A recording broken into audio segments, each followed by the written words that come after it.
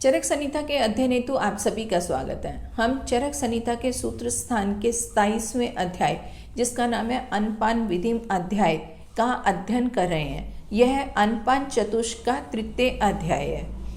यहाँ आहार के विषयों को ही कहा जा रहा है और पूर्व अध्ययन में हम ये जान चुके हैं कि आयुर्वेद की दृष्टि से अगर किसी भी द्रव्य के विषय में जानना है तो उसके रस, गुण, वीर्य, विपाक और प्रभाव को जानना होगा और इन सब के द्वारा ही हम किसी भी द्रव्य के गुण कर्म को जान सकते हैं, तो उसका फिर प्रयोग करना सरल होगा। इस दृष्टि से यहाँ पर पहले कहा जा चुका है और पूर्व किए गए अध्ययन के रिकॉर्डेड वीडियो इस चैनल पर उपलब्ध हैं, आप उसका अवलोकन कर सकते हैं। अन्नपान विधिम अध्याय के अंतर्गत आहार द्रव्यों के 12 वर्ग बनाए गए और उनमें पहला वर्ग शुष्क धान्य का है। यह हम अध्ययन कर चुके हैं। इसके अंतर्गत धान यानी चावल, जौ और गेहूं के विषय में विस्तार से बताया गया था। यहाँ चावल की कई किस्में बताई गई थी, लेकिन उसमें रक्तशाली यानी लाल चावल को सर्वश्रेष्ठ कहा गया था। लाल चावल बिना पॉलिश किया चावल और कुछ छिलका लिए हुए चावल है। तो इसके गुणों को बताते हुए ऐसा कहा कि यह त्रिदोष शामक है, यानी ये वात, पित्त, कफ तीनों का ही शमन करने वाला है और यह तृष्णा का भी शमन करता है, यानी इससे प्यास ज़्यादा नहीं लगती है। और इसके विपरीत यवक के गुण कहे गए। यवक ओट्स को कहते हैं।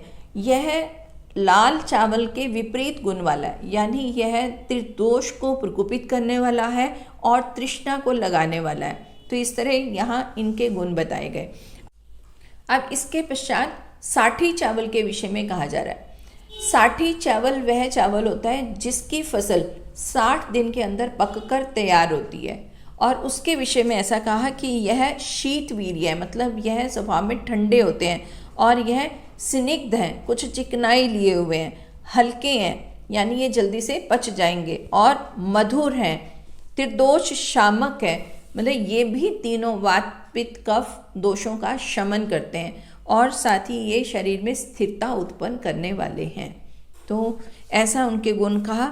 और इसमें साठी में भी 2 तरह के भेद बताए हैं, श्वेत साठी और कृष्ण साठी।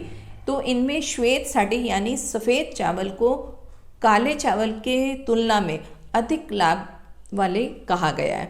और यहाँ कंगनी, वनकोदो और चीना आदि जो चावल कहे गए, ये कहा कि ये षष्ठिक धान्य, मतलब कि जो साठी चावल है उनके गुणों से वे अल्प गुण वाले हैं। और इसके साथ कोदो और सावक के भी गुण बताए गए हैं। सावक व्रत के लिए प्रयोग किया जाता है और इसमें कहा कि यह कषाय और मधुर रस वाला है, लघु है और ये वात को प्रकोपित करते हैं और कफ और पित्त को नष्ट करते हैं। और इसके साथ ये कहा कि ये वीर्य में शीत है, ग्राही हैं और धातुओं का शोषण करते हैं। तो कोदो और सावक के लिए तो विशेषता कहा कि ये वायु को बढ़ाने वाले होंगे और कफ और पित्त को शमन करने वाले होंगे। लेकिन सभी चावल के विषय में ऐसा कहा कि यह मधुर रस वाले हैं और लघु हैं और ये शरीर में स्थिरता उत्पन्न करने वाले हैं। तो इस प्रकार यहाँ चावल के विषय में कहने के पश्चात आगे जौ के विषय में कहा गया था कि जौ को यव भी कहते हैं। यव और यवक दोनों अलग अलग चीज़ें हैं।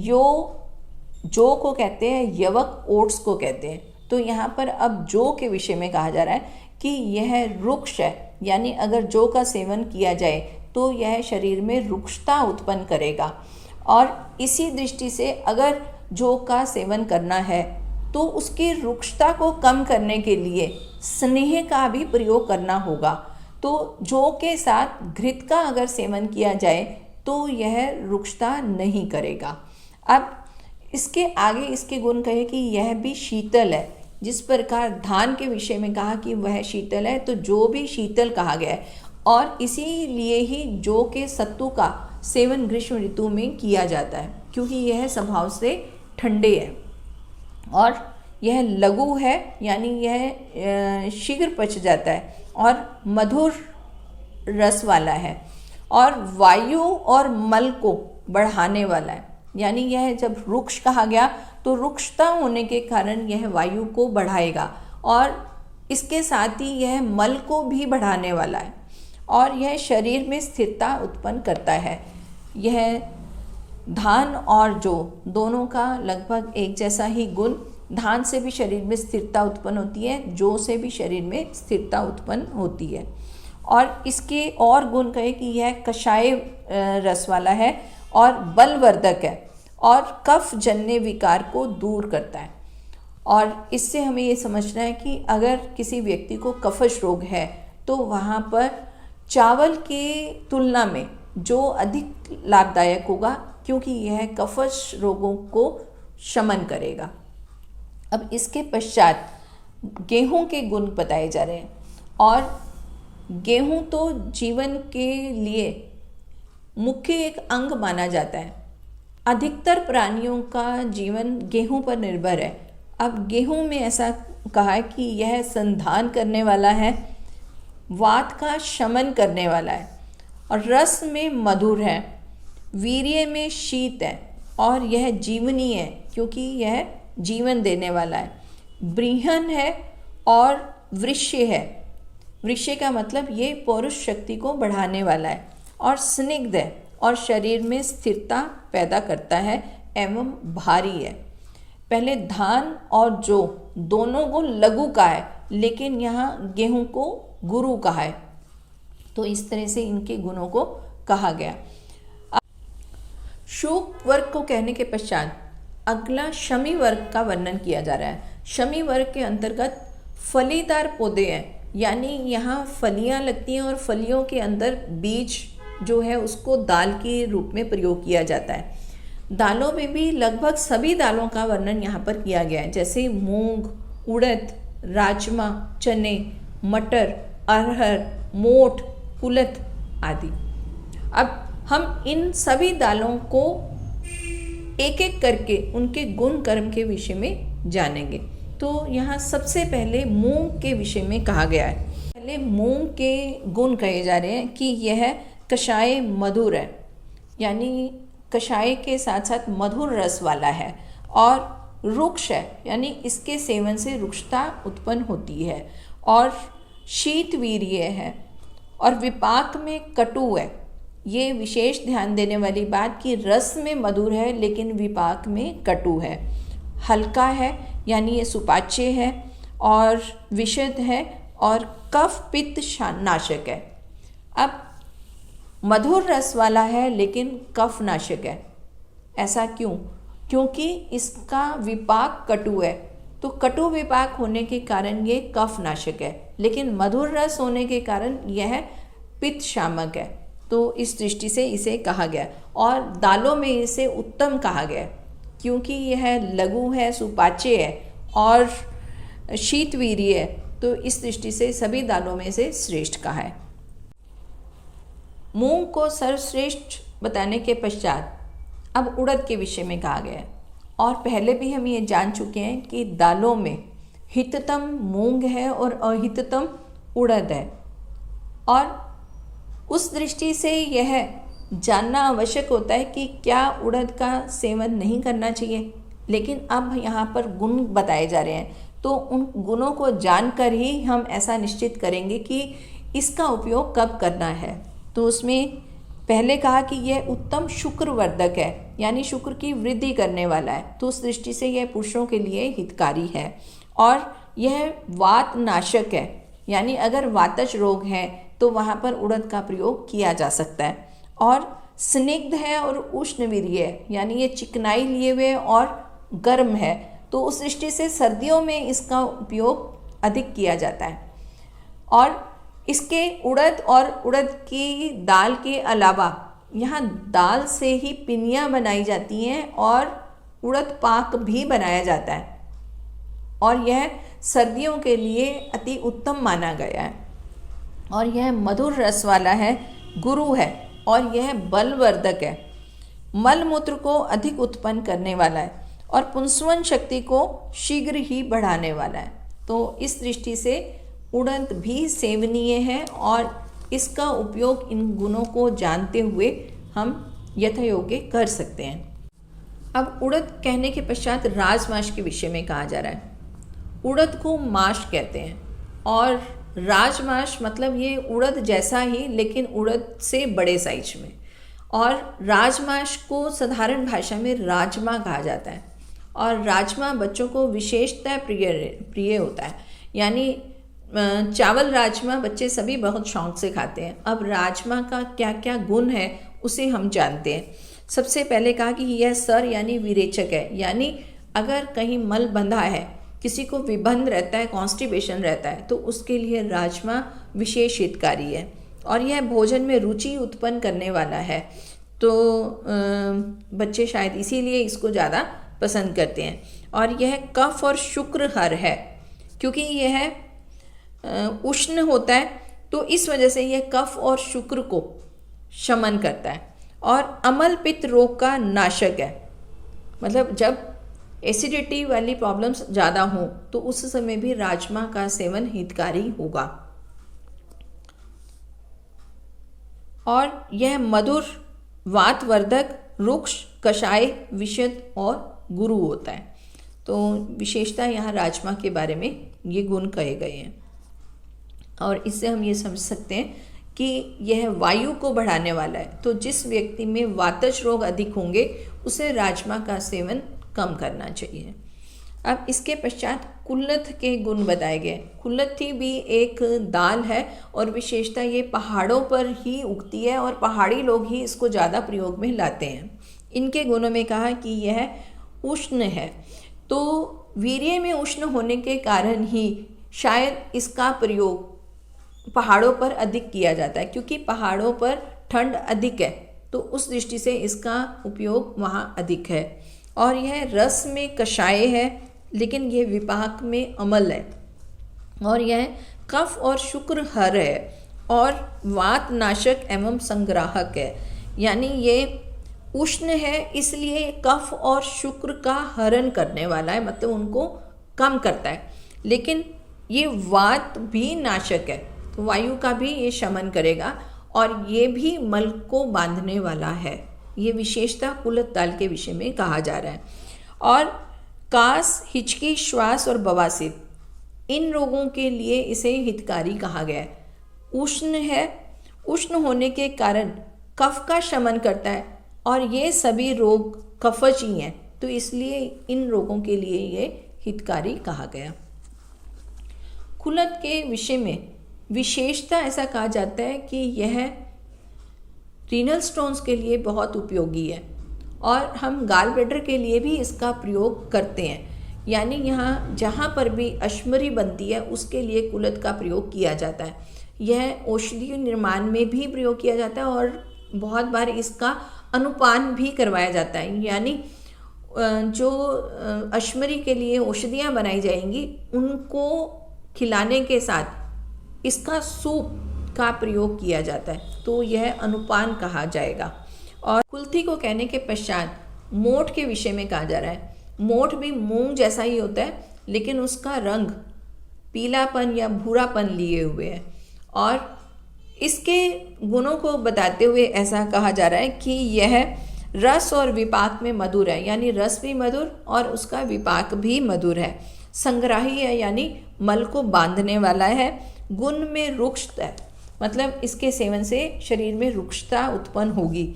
और वीर्य में शीत होता है, यानी ये ठंडा है। और रक्तपित्त और ज्वर आदि रोगों में पथ्य के लिए मुकुष्ट श्रेष्ठ रहता है। रक्तपित्त का मतलब जहाँ पर रक्त की प्रवृत्ति हो रही है, और ज्वर आदि का मतलब जहाँ पर शरीर का तापमान बढ़ रहा है, तो ऐसी स्थिति में मोठ को हितकारी कहा है। हम ज्वर में साधारणतः मूंग का सेवन करवाते हैं, लेकिन यहाँ पर मोठ का सेवन श्रेष्ठ कहा कि इसका भी सेवन हम ऐसी स्थितियों में करवा सकते हैं। अब इसके पश्चात चना आदि के गुण कहे जा रहे हैं। चना आदि का मतलब है चने जैसे ही और चीज़ें, तो उसमें ये कहा कि चना, मसूर, ये भी दाल, और साथ में खंडिका, खंडिका के कुछ पौधे भी यहाँ पर कहे गए हैं। खंडिका भी फलीदार है और उसका भी बीज का प्रयोग किया जाता है। और विशेषतः गांव में पशुओं के चारे के लिए प्रयोग किए जाते हैं, लेकिन व्यक्ति भी इसका सेवन करते हैं, दाल के रूप में ही करते हैं। और ऐसा कहा जाता है कि अगर इसका सेवन अधिक मात्रा में किया जाए, मतलब लंबे समय तक अगर इसका सेवन किया जाए, तो रतौंधी जैसे रोग उत्पन्न हो जाते हैं। मतलब यह स्वास्थ्य के लिए अधिक हितकारी नहीं माना गया, लेकिन फिर भी यहाँ पर उनके गुण को कहा जा रहा है। और इनके अलावा हरेणु को कहा गया, तो उसका मतलब होता है मटर। तो यहाँ चना, मसूर, खंडिका और मटर की दाल के विषय में कहा जा रहा है कि ये सभी लघु हैं और वीर्य में शीत है और रस में मधुर और कषाय रस वाले हैं। ये सेवन करने से शरीर में रुक्षता उत्पन्न करने वाले हैं और ये पित्त कफ जन्य रोगों में सूप के लिए या शरीर में लेप करने के लिए उत्तम होते हैं। तो इनमें मसूर की दाल संग्राही होती है और मटर की दाल वातवर्धक होती है। तो इन सब के विषय में ये कहा कि यह वीर्य में शीत है, लेकिन ये रस में मधुर कषाय हैं। और विशेषता इनके बारे में ये कहा कि यह शरीर पर लेप करने के लिए उत्तम है। तो जब भी वर्ण को निखारने के लिए लेप बनाए जाते हैं, यानी सौंदर्य जो द्रव्य बनाए जाते हैं, तो उनमें मसूर की दाल का विशेष उपयोग किया जाता है। फेस पैक जितने भी आपको मिलेंगे उसमें मसूर दाल का विशेष रूप से प्रयोग किया गया होगा। तो यहाँ उसकी उपयोगिता बताई गई है और साथ ही इन सब में मसूर और मटर के बारे में विशेष बताया कि मसूर की दाल संग्राही है, यानी मल को रोकने वाली है, और मटर की दाल वातवर्धक है, मतलब वायु को बढ़ाएगी। तो इस दृष्टि से अगर हम जाने कि अगर व्यक्ति को अतिसार हो रहा है तो उस दिन मसूर की दाल का उपयोग करवाया जा सकता है, और अगर व्यक्ति को वातज रोग है तो उसमें मटर का प्रयोग अधिक नहीं करवाना चाहिए। तो उस दृष्टि से हम इनको जानते हैं। अब इसके पश्चात तिल के गुण कहे गए हैं। तिल की भी फली होती है और एक तिल भी द्विदल वाला है, यानी डाइकोटिलीडन है। तो डाइकोटिलीडन होने के कारण ही इसका यहाँ वर्णन किया गया है कि तिल स्निग्ध है, यानी चिकनाई लिए हुए, तभी वहाँ से तेल निकाला जाता है, और यह उष्ण है, गर्म होता है तासीर में, और यह स्वाद में मधुर और तिक्त कषाय कटु रस वाला है। यानी यहाँ पे 4 रस बताए गए, मधुर, तिक्त, कषाय और कटु। तो ये चारों रस यहाँ विद्यमान है और यह त्वचा और केश के लिए लाभकारी बताया गया है। और इसी दृष्टि से ही अभ्यंग के लिए तिल का तेल श्रेष्ठ कहा जाता है, और ये बलवर्धक है, वातनाशक है, कफ और पित्त को बढ़ाने वाला है। क्योंकि है तो इसलिए ये पित्त को बढ़ाने वाला होगा। तो कफश और पित्तश रोगों के लिए ये अधिक हितकारी नहीं है।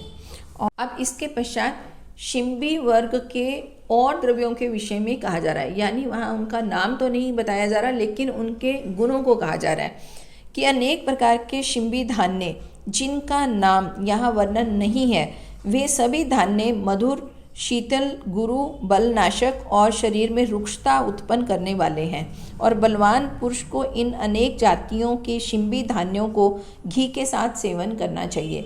अब यहाँ पर शिंबी के सभी द्रव्यों के विषय में साधारणता कह दिया कि यह मधुर हैं और ठंडे हैं, लेकिन यह गुरु हैं और बल का नाश करने वाले हैं और शरीर में रुक्षता उत्पन्न करने वाले हैं। तो शरीर में रुक्षता करने वाले, इसीलिए सभी दालों में स्नेह की मात्रा अवश्य मिलानी चाहिए, और शायद इसी दृष्टि से ही इसमें छोंक लगाया जाता है। तो यहाँ पर यह बिल्कुल स्पष्ट है कि शिंबी द्रव्यों के सेवन के साथ स्निग्धता भी होनी चाहिए, यानी घी मिलाकर ही इनका प्रयोग करना चाहिए। अब इसके पश्चात शिंबी धान्य के और गुण बताए जा रहे हैं कि ये रुक्ष रस में कषाय कोष्ठ में वात को प्रकोपित करने वाला होता है, मतलब ये साधारणता वात को बढ़ाते हैं। और ऐसा क्यों? क्योंकि यह रुक्ष है, तो रुक्षता के कारण वायु की वृद्धि होगी, और यह वृषय नहीं होता, और ना ही ये नेत्र के लिए लाभकारी होता है, तो कब्जियत करके पचने वाला होता है। तो विशेषता ये शमी के गुणों को कह दिया। अब इसके पश्चात अरहर की दाल के विषय में कहा जा रहा है कि अरहर की दाल कफ और पित्त को दूर करती है और वात कारक है। ये वही दाल है जिसे दाल भी बनाते हैं और उससे सांभर भी बनाया जाता है। और इसके गुण को ऐसा कहा कि यह कफ और पित्त को दूर करने वाली है, यानी कफश और पित्तश रोगों में इसका सेवन अधिक लाभदायक है। लेकिन यह वात कारक है, तो अगर वात वृद्धि पहले से हुई है, वातज रोग है, तो वहाँ पर अरहर दाल का प्रयोग नहीं करना है। लेकिन अगर कफश रोग है तो वहाँ पर हम अरहर का प्रयोग कर सकते हैं। अब उसके पश्चात बकुची के विषय में कहा गया कि यह कफ वात नाशक है। बकुची को दाल के रूप में तो प्रयोग नहीं किया जाता है, पर इसका औषधि के रूप में प्रयोग किया जाता है। बकुची विशेषतः हम त्वचा रोगों के लिए भी प्रयोग में लाते हैं। तो उस विषय में कहा कि यह कफ और वात का शमन करता है। अब इससे आगे चकवड़ के बीज और सेम के बीज, उनके विषय में कहा जा रहा है। चकवड़ को चक्रमर्द भी कहते हैं, इसको पवाड़ भी कहते हैं, और यह एक जंगली पौधा है, लेकिन यह फलीदार है और इसके बीजों को उपयोग में लाया जाता है। तो यहाँ पर फलीदार फलों के विषय में ही कहा जा रहा है, तो उस दृष्टि से इन औषधीय पौधों का भी यहाँ पर वर्णन किया गया है। और इसके बारे में ये कहा कि ये वात और पित्त को बढ़ाने वाले हैं, यानी जहाँ भी वातज रोग होंगे या पित्तज रोग होंगे वहाँ पर इनका उपयोग नहीं करना है, बल्कि इसकी विपरीत स्थिति में इनका प्रयोग करना है। तो जहाँ तक हम पवाड़ का उपयोग है, तो ये त्वचा के रोगों के लिए भी इसका उपयोग करते हैं। तो उस दृष्टि से यहाँ पर औषधीय द्रव्यों के विषय में भी कहा जा रहा है। अब इसके पश्चात काकंडोल और आत्मगुप्ता के विषय में कहा जा रहा है, यानी ये दोनों द्रव्य। और काकंडोल का मतलब है जिसे हम सुअर सेम कहते हैं, तो ये काली लंबी और चौड़ी फली होती है और उसके ऊपर रोए होते हैं। और आत्मगुप्ता केवाच को कहा जाता है, केवाच को ही कोंच भी कहते हैं। कोंच पाक एक आयुर्वेदिक औषधि भी है जो मुख्य वृक्ष मानी गई है। अब इन दोनों के गुणों के विषय में ऐसा कहा जा रहा है कि ये दोनों उड़द के समान होते हैं, यानी इन दोनों के गुण भी उड़द के गुणों के समान ही है। और उड़द को शुक्रल कहा गया था, वृक्ष कहा गया था, और इन दोनों को भी शुक्रल और वृक्ष माना जाएगा। तो इस दृष्टि से यहाँ कहा गया है। केवाच के पाक का भी इसी की तरह ही प्रयोग किया जाता है। अब इनके साथ ही यहाँ पर शमी वर्ग का समाप्ति। अब बारी है प्रश्नोत्तर की। पूर्व कक्षा में पूछा गया प्रश्न था कि विरुद्ध आहार से उत्पन्न होने वाले रोगों की चिकित्सा किस प्रकार की जाती है, यानी हमें चिकित्सा सूत्र बताना था। तो इस प्रकार के रोगों की चिकित्सा हेतु वमन और विरेचन करवाया जाता है, यानी वहाँ डिटॉक्स किया जाता है, और उसके साथ ही संशमन चिकित्सा भी दी जाती है। तो यह मुख्य चिकित्सा सूत्र था कि वमन, विरेचन और संशमन चिकित्सा की जाती है। तो सही उत्तर देने वाले आप सभी बधाई के पात्र हैं। और आज के लिए प्रश्न है कि अन्नपान विधि अध्याय के अंतर्गत आरंभ में आहार के विषय में ऐसा कहा कि मन के अनुकूल आहार का सेवन करना चाहिए, और उसके फिर गुणों को भी बताया था। और गुणों को बताते हुए ही साथ में एक और कहा कि अन्न रूपी लकड़ी के रहने पर ही अंतर अग्नि की स्थिति रहती है। तो यहाँ पर अंतर अग्नि किसे कहा गया है? आशा है कि आप इसका उत्तर जानते हैं और कमेंट बॉक्स में अवश्य लिखेंगे। और हम इस अध्याय का अगला भाग आने वाली कक्षा में जानेंगे। और इसी के साथ आप सभी को सादर नमस्ते।